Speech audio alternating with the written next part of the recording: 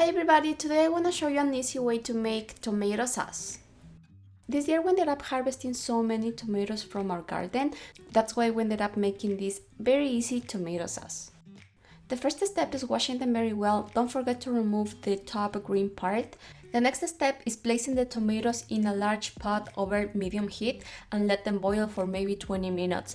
After that, it will look like this. Remember that you don't have to add any type of water. All the liquid that you see here is coming from the tomatoes.